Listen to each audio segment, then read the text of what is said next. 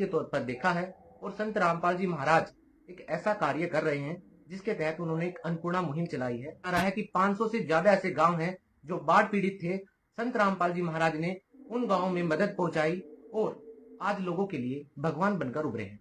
आप इस मुद्दे को कैसे देखते हैं? नहीं, संत रामपाल दास जी केवल हरियाणा नहीं, केवल उत्तर भारत नहीं, गुवाहाटी भी, चौपाटी भी, कन्याकुमारी भी, कश्मीर भी, मैं इंटरनेशनल लेवल पर भी जाता हूं, विदेशों में भी आपको संत रामपाल दास जी महाराज के फॉलोअर्स, अनुयायी मिलेंगे पूरे देश में। क्योंकि वो कोई दिखावा नहीं करते, कोई ढोंग नहीं करते, कोई किसी तरह का आडंबर नहीं है, कोई किसी तरह का अंधविश्वास नहीं है। सीधी सीधी सच का राह है, सत्यता की राह है। मानवता, भाईचारे, मानव धर्म, जीव हमारी जाति है, मानव धर्म हमारा, ये दुनिया का इकलौता नारा। लोगों ने जाति की बात की, लोगों ने क्षेत्र की बात की, लोगों ने भाषा की बात की, लोगों ने संप्रदाय की बात की। जीव की बात किसने की?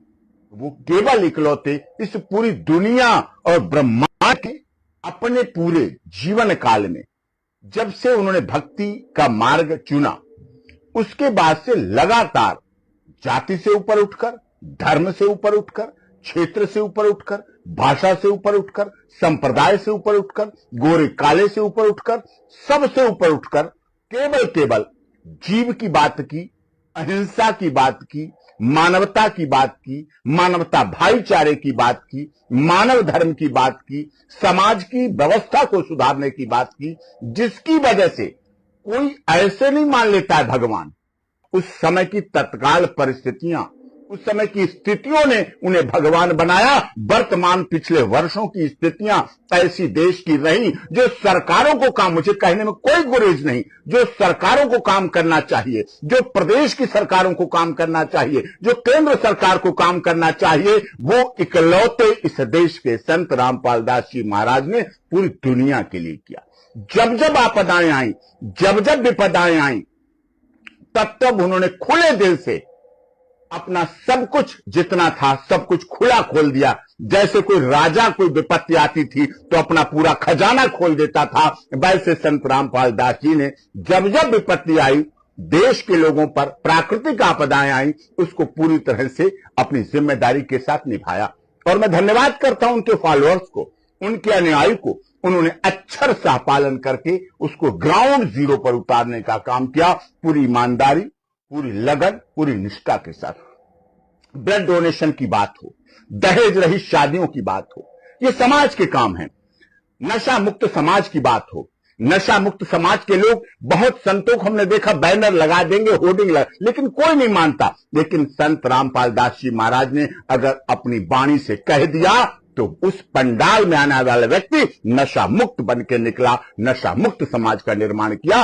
और नशा मुक्त समाज के बाद घर बनते हैं, घर बिगड़ते नहीं हैं, घरों का विकास होता है। महिलाओं की ज्वेलरी जो चोरी हो जाती, जो सिलेंडर बेच देते थे, वो अब घर में खुशहाली आती है।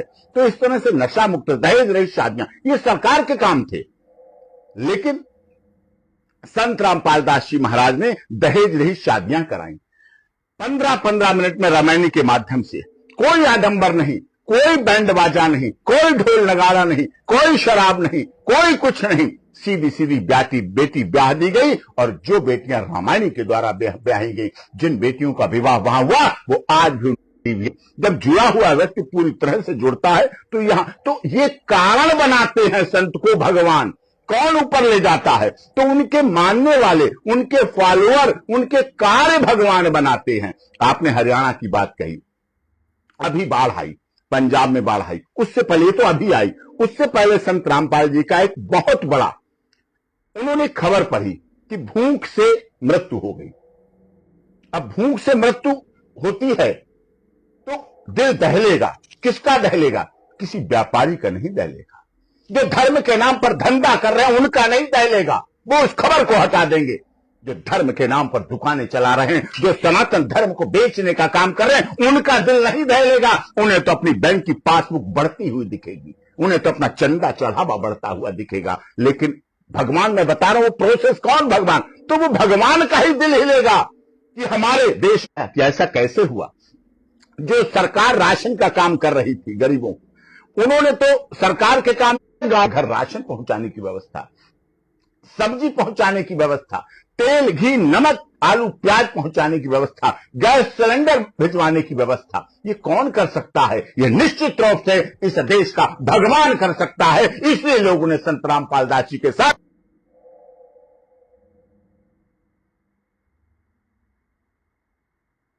किसी के उन घरों को बनाना, प्लॉट लेकर बनाना अपने पैसों से, उसके लिए घर बनवा के देना, उसको चाबी सौंपना, वो क्यों नहीं भगवान मानेगा? वो नहीं, उसके आने वाली 7 पीढ़ियां संत रामपाल दास जी को भगवान मानेगी और मानती रहेंगी, और दुनिया की कोई ताकत, कोई लग जाए, कोई उसे मना नहीं कर सकता है। ये भाव था। अभी पीछे ये अन्नपूर्णा योजना, जो अन्नपूर्णा योजना चली, गाड़ियों में भोजन बांटा जा रहा है, दिया जा रहा है, गाड़ियां घूम रही हैं, गाड़ियों पे लिखा है, इस बात के पोस्टर लगाए गए, इस बात के होर्डिंग लगाए गए, जहां किसी को जरूरत हो वो इस नंबर पर दिया गया, नंबर फ्लैश किए गए, तुरंत सेवादार उनके एक्टिव हो गए, पूरी तरह से इस पर काम करने लगे। और वो योजना, क्योंकि कोई अकेला नहीं कर सकता है, उसके लिए हाथ चाहिए होते हैं, वो हाथ उनके पास करोड़ों सेवादारों के थे, जो तन्मयता के साथ तन मन धन समर्पित करके अपने भगवान की आस्था श्रद्धा को पूरा करने के लिए पूरे देश में फैले हुए थे। हर जगह लोग भूख से, सुबह उठते तो भूखे थे, लेकिन रात को कोई संत रामपाल दास जी की अन्नपूर्णा योजना के बाद कोई भी व्यक्ति रात को भूखा सो नहीं पाया। पेट भर के सोया, पूरा पेट भर के सोया, अपने परिवार के साथ सोया। तो ये भाव आया। उसके बाद अभी पीछे बाढ़ आ गई, पंजाब में बाढ़ आई, प्राकृतिक आपदा थी, बड़ी आपदा थी। हरियाणा में आपदा आई, किसी को आशा नहीं थी, किसी को ऐसा विश्वास नहीं था इतनी बारिश हो जाएगी। प्राकृतिक आपदा तो कभी भी, ऐसा नहीं कि अभी ये आई हो, पहले भी आई है। अब अच्छी ने वो चीज देखी, महाराज जी ने देखी, उसको देख के उन्होंने कहा अब इसके लिए क्या करें। गांव के गांव पानी से डूबे हुए थे, घर के घर डूबे हुए थे। सरकारें अपनी तरफ से काम कर रही थी, प्रदेश सरकारें अपनी तरफ से, लेकिन वो पर्याप्त नहीं था, क्योंकि त्रासदी बड़ी थी, विपदा बड़ी थी, आफत बड़ी थी, उसमें सामाजिक जरूरत थी। लोगों ने अपने हिसाब से काम किया, लोगों ने अपने हिसाब, लेकिन वो